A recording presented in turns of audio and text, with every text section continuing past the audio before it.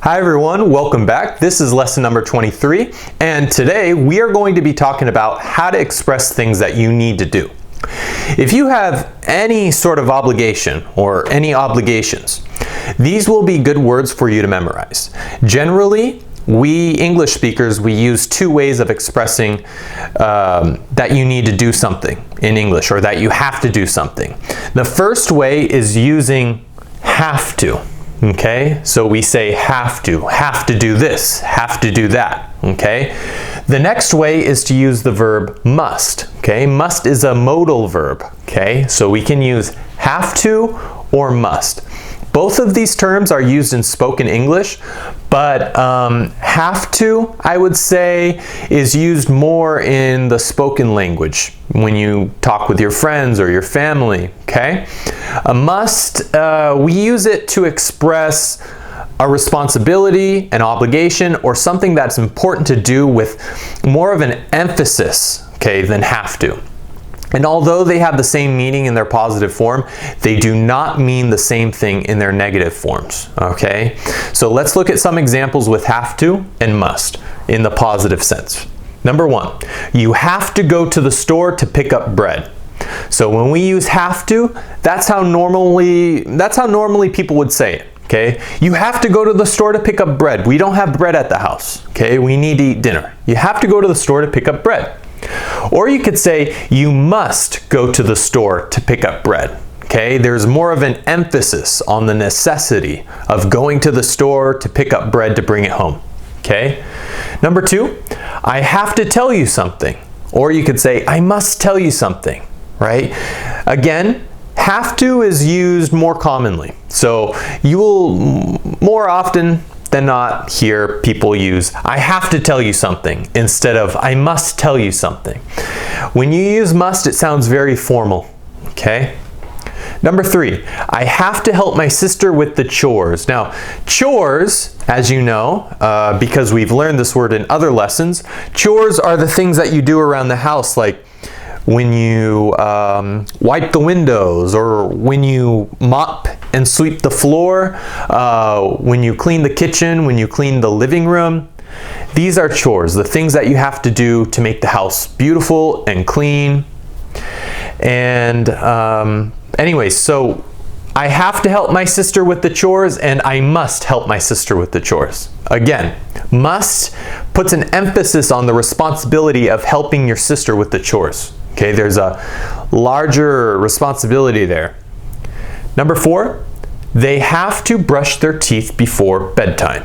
Or you could say, they must brush their teeth before bedtime. Okay, same thing here. You know, we normally say have to, and must is used for more formal situations. So you wouldn't necessarily hear must used all that often. Okay? Number five, we have to do the laundry. Or you could say, we must do the laundry. So we have to do the laundry is like, your clothes are dirty, okay? But you still have some clean clothes left to last you maybe 1 or 2 or 3 days. Whereas we must do the laundry, it sounds like it's urgent. You need to do it right now. You have no clean laundry, okay? All the laundry is dirty. So you must do the laundry immediately. All right, so those are kind of the differences, guys. I would stick with this one and say have to more often than not, because it sounds more natural, and English speakers more often use this word than the verb must. Okay? So this is the positive sense of these two words, have to and must. And as you can see in all these examples here, you can use one or the other, it doesn't matter. It doesn't really matter all that much which one you choose, but must sounds a bit too formal for a casual conversation that you'd have with your friends and family. So I would recommend that you use have to in most of the cases, okay? Also, depending on the situation, a speaker might choose one word over the other to sound better, okay? To sound maybe smarter, or maybe to sound more formal, or, you know, maybe it's just their style of speaking.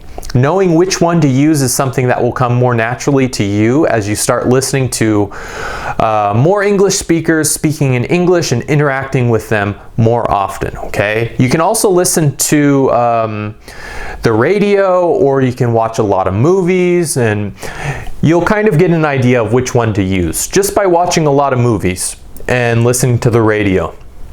All right, so now, like I said before, these words do not mean the same thing in their negative form. So now we're going to look at the difference, but we're going to look at the negative form, okay?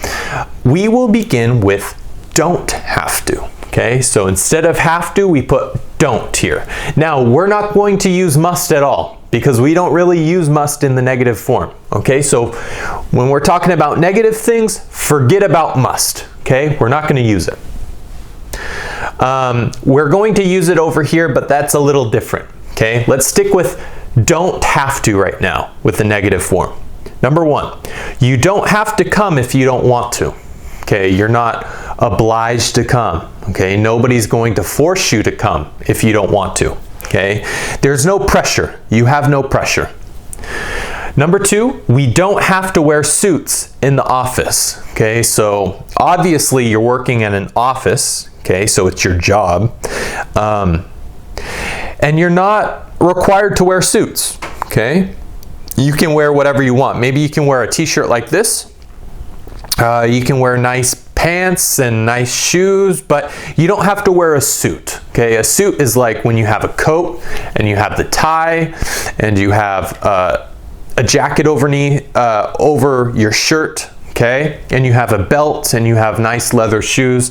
That is what a suit consists of. But you don't have to wear a suit, so don't worry about it. Number three, they don't have to sleep until 10. Obviously, we're talking about 10 p.m. here. So they don't have to sleep until 10 at night, or maybe it's in the morning. Maybe they work at night, so they sleep during the day. So they don't have to sleep until 10. They're not obliged to sleep. Number four, the bread doesn't have to be put in the fridge, okay? Number five, I don't have to go to work on Saturdays, okay? So obviously here, you have maybe Saturday off, okay? So you work Monday through Friday, but you don't work Saturday, and maybe you don't work Sunday. Number six, this car doesn't have to have a checkup until May, okay? So you have a car, it needs a checkup, but not until the month of May, okay? You're not required to bring it in because it will be fine until the month of May. Number seven, those bottles don't have to be recycled today.